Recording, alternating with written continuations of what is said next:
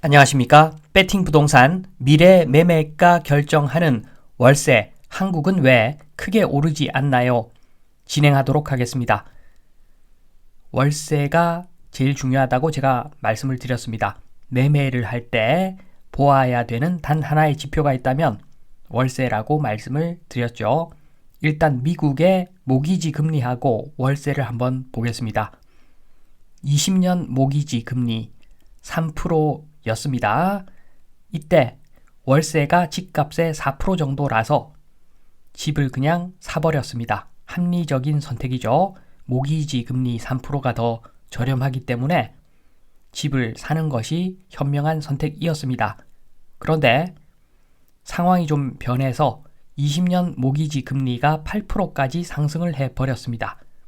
그러면 이 집주인 입장에서는 캥거루족 되고 부모님하고 같이 살면서 월세 8%의 임대를 놓으면 임대 꽤 잘 나갈 겁니다. 모기지 금리는 3%인데 월세 8% 받으면 대박이 난 거죠. 이렇게 할 겁니다. 대한민국 같으면 이렇게 할 겁니다. 주택이 실거주라기보다는 투자에 가까운 자산이기 때문에 대한민국에서는 이렇게 임대를 놓겠죠. 여기서 주목해서 봐야 될 것은 모기지 금리하고 월세하고 어느 정도 연동이 된다는 겁니다. 월세만 있고 전세가 없기 때문에 이게 가능합니다. 그런데 한국 대출금리와 월세를 보겠습니다. 20년 주담대 대출금리 3%였습니다. 그런데 월세가 집값의 2%밖에 안 됩니다. 그런데 많은 사람들이 이런 상황에서 집을 샀습니다. 왜 그렇게 했겠습니까? 매매가가 더 오를까봐 월세 사는 것이 당장 더 이익인데도 집을 매수를 한 거죠. 요거는 기본적으로 대한민국에만 있는 전세 제도 때문이고, 그리고 더 중요한 것은 정부가 국민들에게 믿음을 주지 못했다는 거죠. 대다수의 국민들이 정부를 믿지 않으니까 월세가 2%고 대출금리 3%인데 그런데 집을 그렇게 많이들 샀던 겁니다. 정부가 국민을 믿게 만들지 못했다. 굉장히 부끄럽게 생각해야 될 부분입니다. 대한민국 정부는. 그리고 이 상황에서 어차피 월세와 무관하게 집을 사는 이러한 상황에서 20년 대출 금리가 5%로 상승해 본들 월세하고는 무관한 거죠. 월세하고는 무관한 시장이라서 월세도 큰 변동이 없습니다. 그냥 지금 상황은 대다수의 사람들이 매수 불가능한 상황이 된 거죠. 8% 금리도 아니고 5% 금리에 항복한 상황입니다. 이렇게 된 이유를 또 그림으로 설명을 드립니다. 미국의 월세 시장 상황을 한번 보면은 미국은 물통에 물도 많다. 이렇게 표현이 됩니다. 물통에 물도 많다. 시중에 유통되고 있는 돈이 많다. 돈도 많다죠. 그리고 관경도 큽니다. 소득 증가율도 상당히 좋습니다. 관경이 크니까 물통이 저렇게 커도 물의 순환이 콸콸콸콸 되는 겁니다. 그래서 좀 힘들겠지만 8% 월세 오케이 가능한 상황이라는 겁니다. 요거 알고 보면 사실은 돈이 똥이 된 것하고 같은 효과라고 볼 수도 있습니다. 한국으로 다시 옵니다. 한국은 어떤 상황인가? 한국은 물통에 물만 많습니다. 물통에 물만 많은 상황.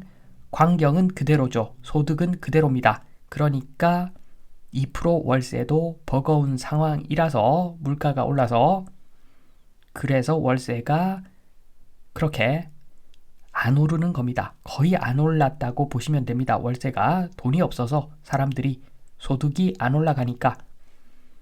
그런데 물통에 물만 많다. 요거는 대한민국에만 있는 전세제도. 물통에 물이 많으면 전세 가격도 높고 그렇게 되면은 매매가도 높은 상태에서 유지가 되는 거죠. 지금 대한민국 월세 상황이 이런 겁니다. 그러면 미래에는 어떻게 될 것인가? 미국의 미래하고 한국의 미래를 보겠습니다. 요거는 국채 10년짜리 금리를 보면은 알 수가 있습니다. 미국이 4.28%, 한국이 3.65%, 미래를 어느 정도 반영하고 있는 수치라고 볼 수가 있는 것 같습니다.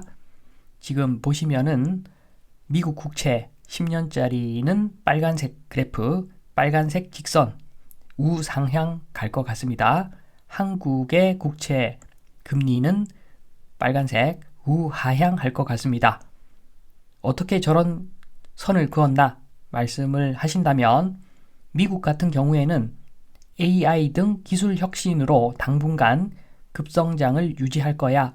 이런 시각이 꽤 많습니다. 물론 안 되면 금리 내려가겠죠, 다시. 그러나 엔비디아, 챗GPT 다들 아실 겁니다.